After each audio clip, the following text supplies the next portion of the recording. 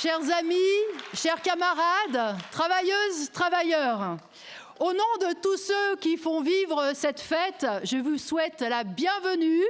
J'espère que vous y trouvez la chaleur, la fraternité et la générosité qui vont de pair avec l'idéal qui nous anime, construire une société sans exploitation, sans oppression, débarrassée des inégalités et des 1001 préjugés qu'elle charrie.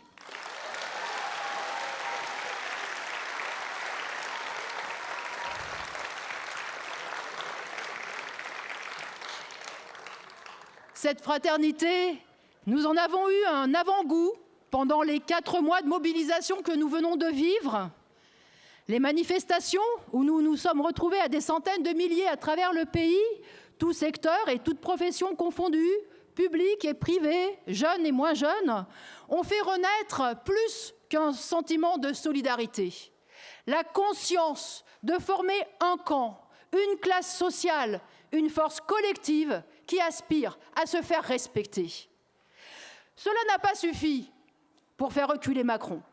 Non pas parce qu'il serait invincible, mais parce que notre camp n'a pas utilisé son arme principale, la grève, qui se répand d'usine en usine et de secteur en secteur.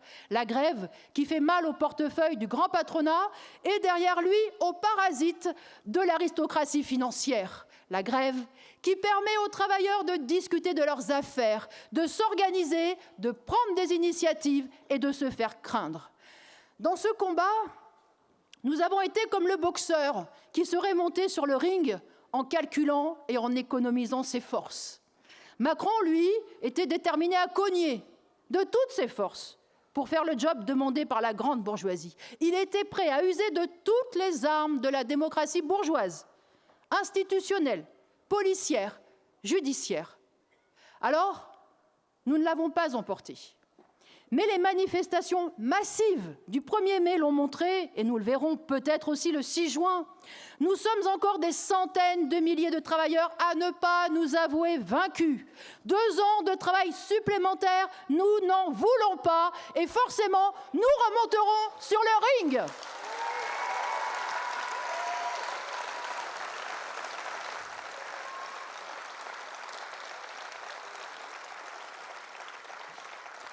Nous remonterons sur le ring parce qu'il n'y a aucune raison de se résigner à la retraite à 64 ans, comme il n'y a aucune raison de se résigner au bas salaire, à l'inflation, au recul de nos conditions de travail. Et je dirais, comme il n'y a aucune raison de se résigner à l'exploitation et au capitalisme.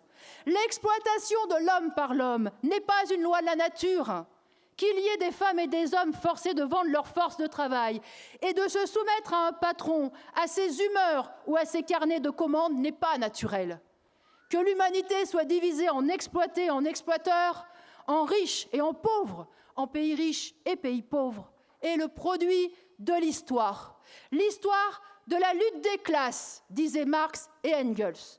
Alors oui, nous, travailleuses et travailleurs, nous avons à écrire notre histoire en menant consciemment la lutte des classes et en la menant jusqu'au bout, c'est-à-dire jusqu'à notre émancipation totale, jusqu'à supprimer l'exploitation, jusqu'au renversement de la domination de la bourgeoisie et de son système, le capitalisme.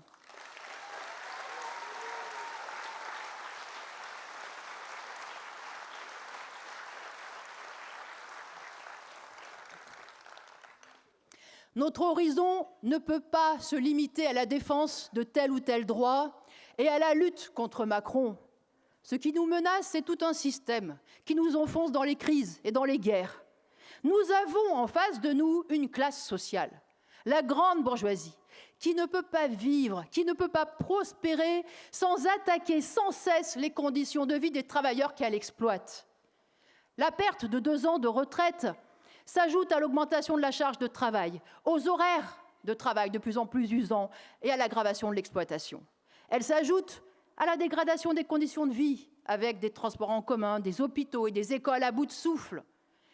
Et il y a bien sûr l'augmentation de tous les prix, et particulièrement de l'alimentation.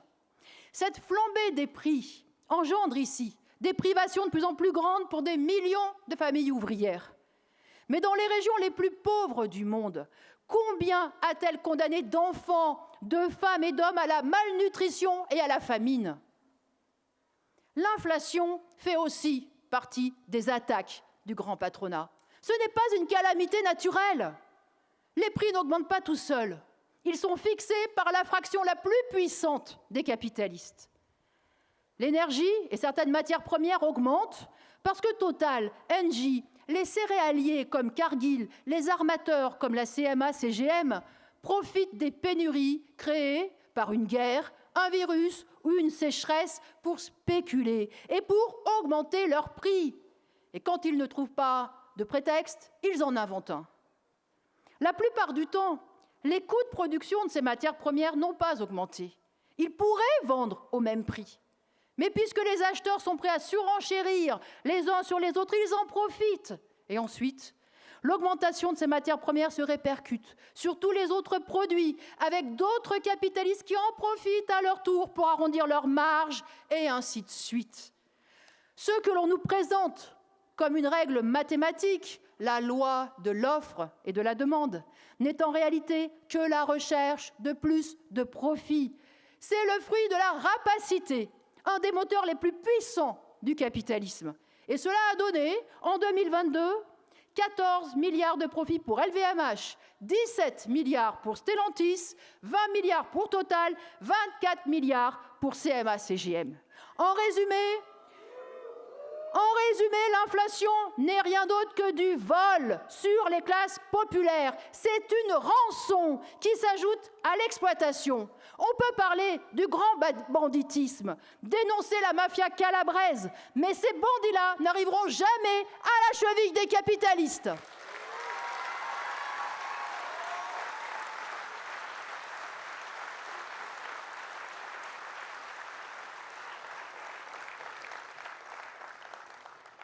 Le gouvernement a déploré l'inflation. Et oui, quand il s'agit des faits et des méfaits de la grande bourgeoisie, il ne sait que faire ça, déplorer. Parce qu'en réalité, il n'est qu'un paillasson devant la grande bourgeoisie. Il peut imposer et interdire des tas de choses aux travailleurs. Il peut nous surveiller, nous contrôler quand nous tombons malades ou quand on se retrouve au chômage ou au RSA. Mais il ne lève jamais la main contre l'aristocratie capitaliste, tout simplement parce que l'on ne mord pas la main de son maître.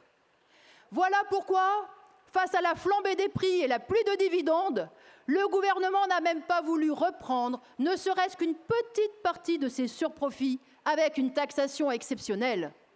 Tout ce qu'a fait le gouvernement, c'est de nous mentir en présentant le bouclier tarifaire sur l'électricité et le gaz comme un cadeau fait à la population. Non, ce n'est pas un cadeau. C'est un paiement différé de la rançon imposée par les capitalistes et nous le paierons demain au travers du remboursement de la dette. Le gouvernement a laissé ces voleurs nous faire les poches. Il les a laissés étrangler les petites entreprises avec des factures multipliées par 5 ou 10. Et ces voleurs-là ne sont pas recherchés par la police. Ils n'iront jamais devant la justice. Ils ont la loi pour eux, la loi de la propriété privée. La bourgeoisie règne en maître.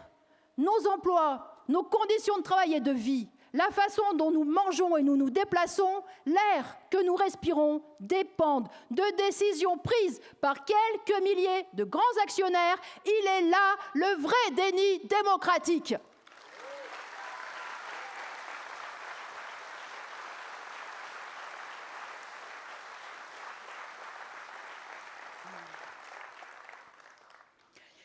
Ériger Macron en monarque, c'est lui faire trop d'honneur. Macron n'est qu'un serviteur de la bourgeoisie.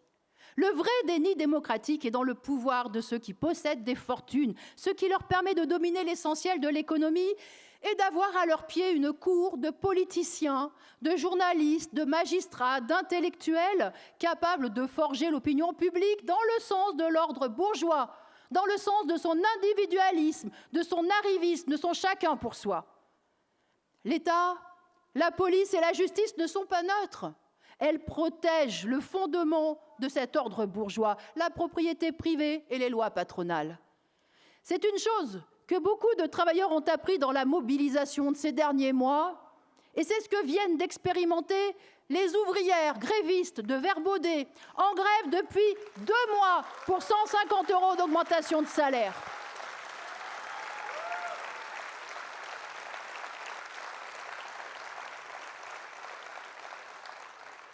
Elles ont été délogées manu militari de leur piquet de grève par les CRS la semaine dernière.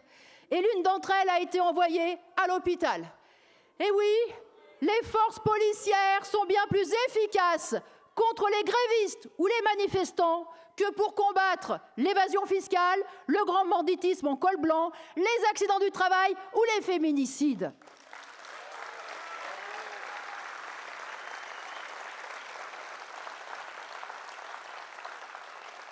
La dictature des capitalistes et des financiers s'impose au-dessus de tout, et tant que l'on ne renverse pas cette dictature-là, il ne peut pas y avoir de bons présidents de la République, de bonnes constitutions ou de bons parlements. Alors il ne suffit pas de dénoncer les pantins et les porte-flingues de la bourgeoisie. Il faut s'affronter à elle, à ses capitaux et à son pouvoir de nuire sur toute la société.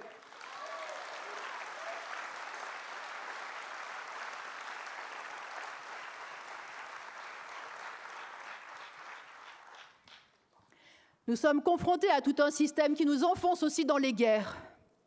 Il y a 1 an et demi, la guerre a pris les Ukrainiens par surprise.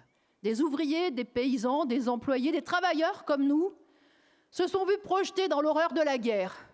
Les uns se sont retrouvés à revêtir l'uniforme, à se former au maniement des armes. Les autres à fuir leur ville dévastée, à s'exiler ou à apprendre à vivre au son des alertes aériennes et des bombardements. Depuis, les Ukrainiens comptent les morts et les blessés, les villes et les villages détruits. Côté russe, Poutine cherche par tous les moyens de la chair à canon et certaines régions sont forcées d'ouvrir de nouveaux cimetières.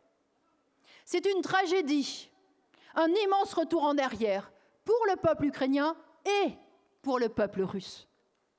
Cette guerre s'est installée comme un bruit de fond, un drame de plus auquel nous nous sommes habitués. Mais il faut réaliser que cela pourrait nous arriver à nous aussi.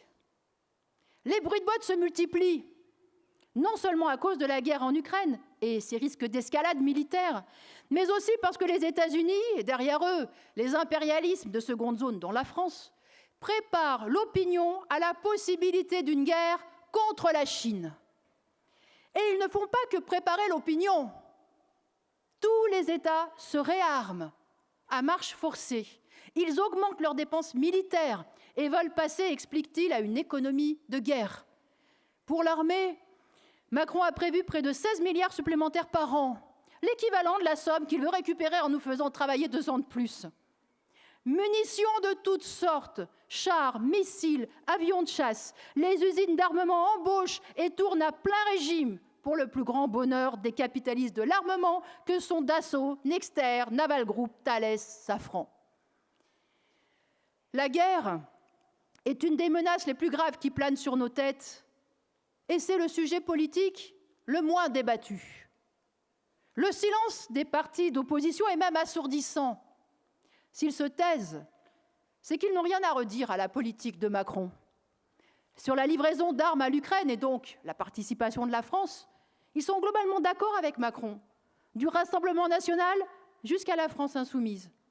Au mieux, certains accompagnent leur accord d'une profession de foi pacifiste.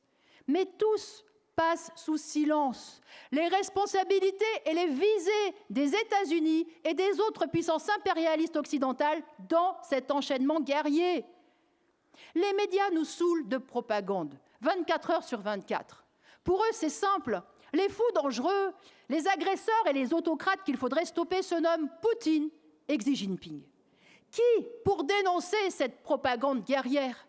Qui pour rappeler que même après la chute de l'Union soviétique, les États-Unis ont usé de toute leur puissance économique, de leur dollar, mais aussi de l'alliance militaire qu'est l'OTAN, pour exercer une pression sur la Russie et pour faire basculer dans leur orbite les pays voisins?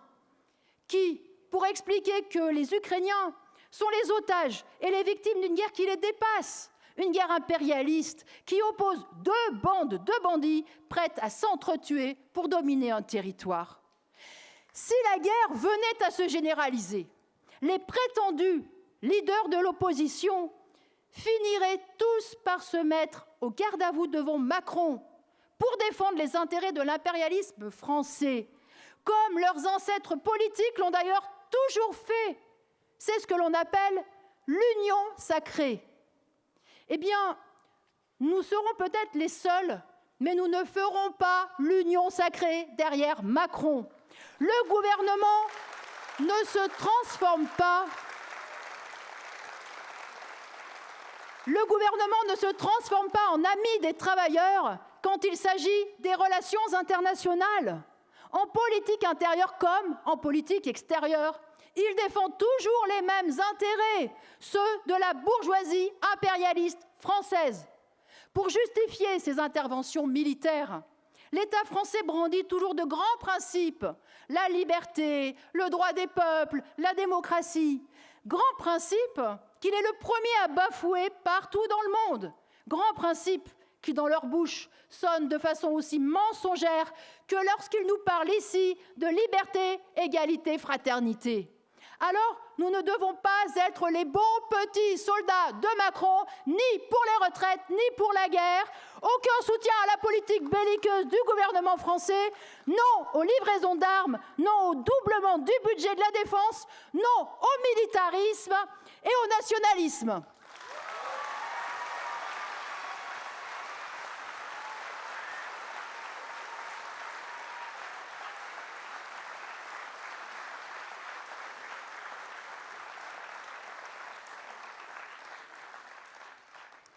La volonté de Biden d'affaiblir la Russie et la mise à l'index de la Chine sont les traductions politiques et militaires de leurs rivalités économiques. Dans ce système capitaliste, la guerre est la prolongation de la guerre économique que se livrent les grandes entreprises pour contrôler les matières premières, les chaînes de production et s'assurer des marchés à l'échelle mondiale. Elle résulte des calculs et des rapports de force permanents entre les États et les intérêts capitalistes qu'ils représentent. Dans chaque guerre, on nous parle d'agressés et d'agresseurs, mais toutes les grandes puissances, et j'inclus la Chine et la Russie, sont en permanence à l'attaque, les unes contre les autres dans l'arène économique et politique. Les plus fortes font régner leurs lois, écrasant les plus faibles. Même en temps de paix, les grandes puissances imposent leur domination économique sur les pays plus pauvres et tuent des centaines de milliers de femmes et d'hommes sans lancer une seule bombe, simplement en s'appropriant les ressources naturelles, en transformant tout en profit, en spéculant sur le prix du riz ou du blé et en affamant des régions entières. Et combien de fois les États-Unis ou les puissances de la vieille Europe, qui se vantent être des puissances de paix, ont envahi militairement un pays où l'on bombardait pour renverser un régime qui leur déplaisait. Et il faudrait choisir un camp entre tous ces bandits ? Non, le camp dans lequel nous nous plaçons, nous, c'est celui des travailleurs de tous les pays. Notre seule perspective, c'est de lutter contre les classes dominantes qui ne se contentent pas de nous exploiter, mais veulent nous jeter contre d'autres travailleurs. Notre seule perspective, c'est la fraternisation avec nos frères de classe. C'est de brandir encore et toujours l'appel de Karl Marx, prolétaires de tous les pays, unissons-nous pour la révolution ouvrière.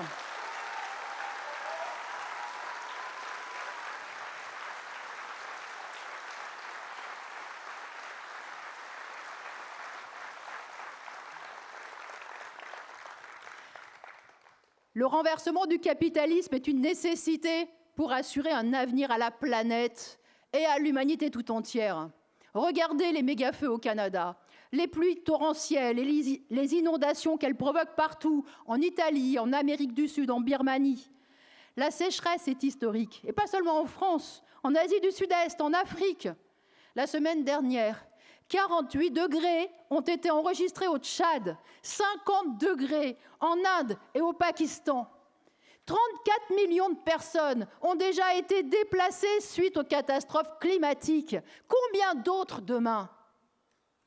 Oui, le réchauffement climatique, qui est la conséquence de la pollution, est en train de bouleverser la vie de l'humanité. Et il est à mettre sur le compte d'une société où les profits et les cours boursiers passent toujours avant le reste.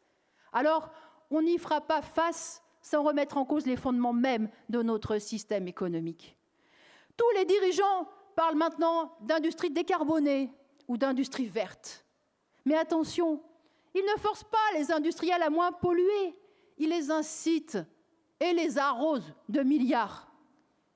Malgré leurs promesses, l'Union européenne et la France n'ont toujours pas interdit le glyphosate dans l'agriculture. Le glyphosate, ce pesticide sans doute cancérigène. Pourquoi ? Parce que cela amputerait la productivité agricole européenne de 20 à 30%. On peut prendre les problèmes de pollution par tous les bouts, on en revient toujours à des questions de rendement et de compétitivité. Et on en revient toujours au gâchis, entraîné par les lois du marché et de la concurrence. Parce que dans ce système, rien n'est organisé, concerté, planifié. C'est le règne de l'initiative individuelle, c'est la sacro-sainte liberté d'investissement. Et regardez comment les milliards de capitaux se ruent en ce moment sur le marché de la voiture électrique. Et puis, à côté, le marché de la construction s'effondre. Dans le secteur de l'industrie pharmaceutique, les pénuries se multiplient, forçant les familles de malades à courir de pharmacie en pharmacie pour trouver du paracétamol, un antiépileptique ou même un anti-inflammatoire. D'un côté, la société est capable de progrès médicaux fabuleux. De l'autre, elle est incapable d'assurer les médicaments de base connus depuis des siècles. C'est un chaos et un gâchis sans nom, tout simplement parce que l'économie capitaliste est un casino. Oh, la grande mode chez les gouvernants, c'est de parler de la planification. Mais qu'est-ce qu'ils sont en train de planifier ? Le réarmement. Oui, la planification la plus poussée aujourd'hui est celle de la production des munitions, des chars et des missiles. Alors voilà, plus d'injustice, plus d'inégalité, plus de guerre, c'est ce que les capitalistes et leurs serviteurs politiques nous réservent, à nous et à nos enfants. Alors, à la propriété privée d'une toute petite minorité, il faut opposer la perspective de la collectivisation des grands moyens de production. À la concurrence et au marché aveugle, il faut opposer la coopération et la planification. Au capitalisme, il faut opposer la perspective révolutionnaire du communisme.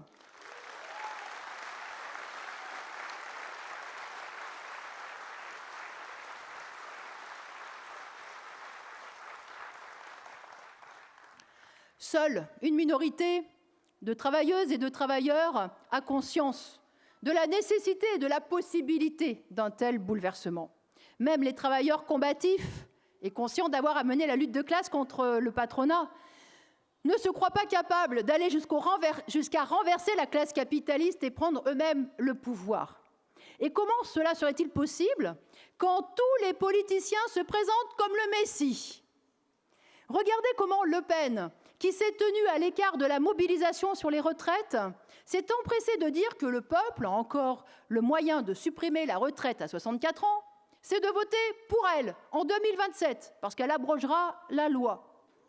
C'est évidemment de la foutaise. Revenir sur cette loi ne peut se faire qu'en faisant payer la grande bourgeoisie d'une façon ou d'une autre.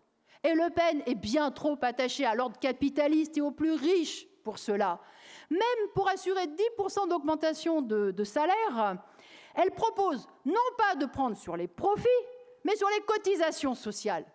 Alors, si Le Pen est élue, elle fera ce que la bourgeoisie lui demandera de faire, exactement comme ses prédécesseurs, avec en prime sa politique anti-immigrés, sa politique qui sème la division et affaiblit les travailleurs et qui renforce les racistes et les xénophobes jusque dans les rangs de la classe ouvrière. Alors cela place d'emblée Le Pen dans le camp des ennemis des travailleurs.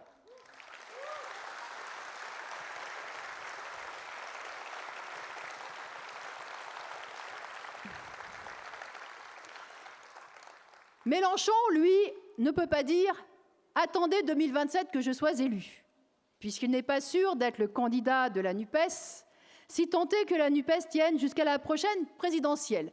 Mais le cœur y est. Si ce n'est pas lui qui l'affirme, Tous les dirigeants de la France insoumise, du PS ou du PCF le disent. Préparez-vous à voter pour l'union de la gauche et vous serez sauvés. Mais qu'ils nous expliquent alors pourquoi la gauche au pouvoir n'est jamais revenue sur les reculs imposés par la droite. Jospin n'est pas revenu sur la réforme Balladur, qui a mis fin aux 37,5 annuités. Et Hollande n'est pas revenu sur celle de Sarkozy, qui avait déjà reporté l'âge de départ de 60 à 62 ans. Pire, Hollande en a rajouté avec la réforme Touraine, qui a allongé la durée de cotisation à 43 ans. Au pouvoir, les partis de gauche se sont toujours couchés devant les diktats de la bourgeoisie. Ils ont été incapables de se confronter avec cette grande bourgeoisie. Et c'est vrai encore aujourd'hui, quand ils tiennent des grandes mairies, des départements ou des régions. Parce que le combat contre la classe capitaliste n'est pas un combat qui se mène à moitié. Pour être capable de résister aux pressions de la grande bourgeoisie, il faut être prêt à la combattre vraiment, jusqu'au bout, c'est-à-dire jusqu'à l'expropriation de ce qui constitue la base de sa domination, l'expropriation de ses capitaux. Il faut être convaincu que la société peut fonctionner sans cette couche de parasites. Il faut être convaincu que ce ne sont pas les travailleurs qui dépendent de la bourgeoisie, mais que c'est elle qui dépend de nous pour tout, pour ses profits, mais aussi pour manger, se déplacer, élever, éduquer et soigner ses enfants. Il faut avoir la conviction que la bourgeoisie et sa sacro-sainte propriété privée ne méritent qu'une chose, c'est d'être renversée et remplacée par les travailleurs eux-mêmes qui sauront diriger la société qu'ils font déjà tourner de bout en bout.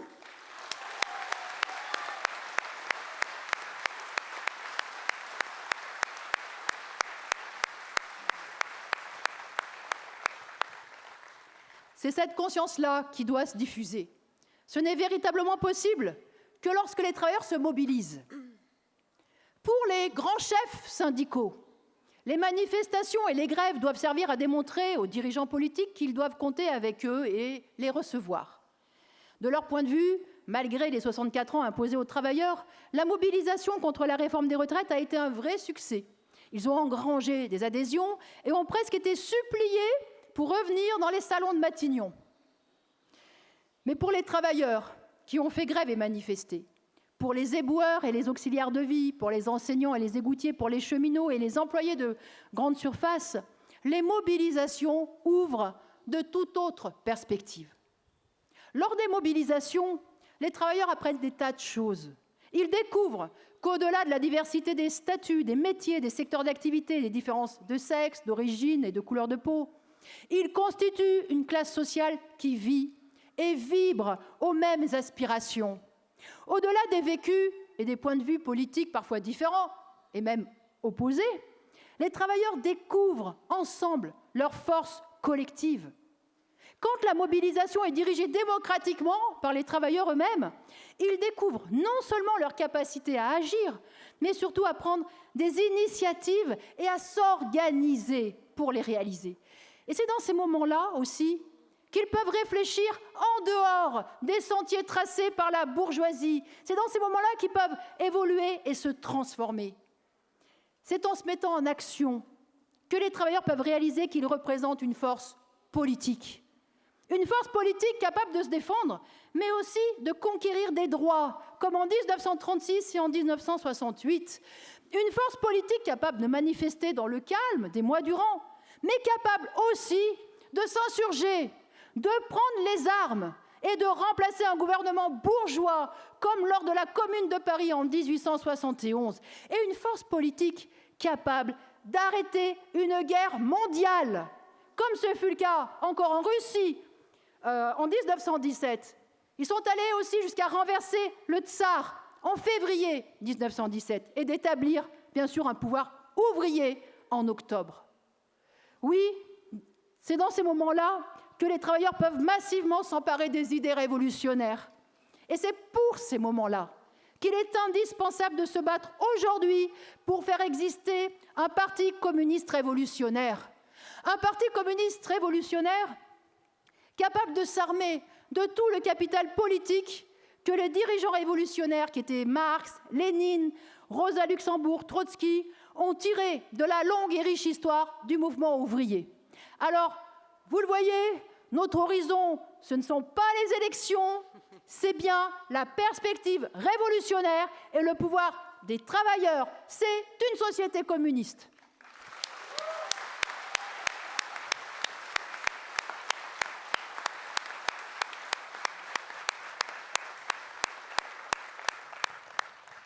Pour finir, je veux dire que cette perspective va de pair avec l'internationalisme. L'idée qu'il faudrait se protéger du reste du monde derrière des frontières toujours plus difficiles à franchir est profondément réactionnaire et dangereuse pour le monde du travail. L'extrême droite, la droite et Darmanin répètent sans cesse que les frontières sont des passoires. Affirmation joyeusement reprise par Fabien Roussel du PCF il n'y a pas très longtemps. Comment oser affirmer cela quand des dizaines de milliers de femmes et d'hommes meurent chaque année en tentant de traverser les mers, les montagnes et les murs de barbelés qui poussent sur tout le continent européen? Quand des centaines de milliers de personnes ne peuvent même plus rendre visite à leurs familles installées en France parce que les visas sont impossibles à obtenir? Regardez où nous mène ce discours anti-immigré aujourd'hui à Mayotte. L'opération policière de Darmanin est non seulement une chasse aux pauvres, qui voient leur abri détruit et qui sont menacés d'expulsion, mais c'est aussi une opération d'embrigadement des Mahorais contre les Comoriens, qui ne sont des étrangers et des clandestins que parce que la France coloniale a manœuvré il y a 50 ans pour détacher Mayotte des Comores en faisant passer une frontière artificielle dans ce qui constituait un seul et même espace, un seul et même peuple.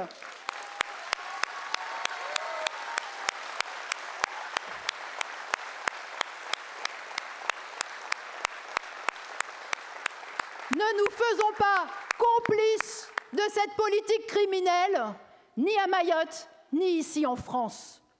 La perspective n'est pas de nous barricader contre des travailleurs plus pauvres que nous.